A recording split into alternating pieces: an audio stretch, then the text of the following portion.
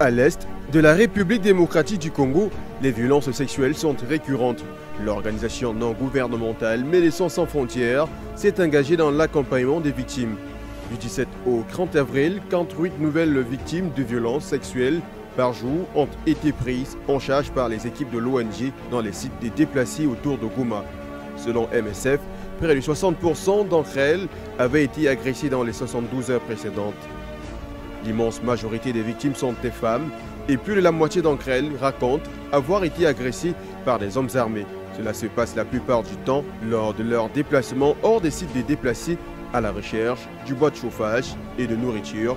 L'avancée de la rébellion du M23 et de l'armée rwandaise dans l'est de la RDC depuis une année et les affrontements entre l'armée congolaise et des groupes armés locaux ont poussé plus d'1 million de personnes à fuir leur village.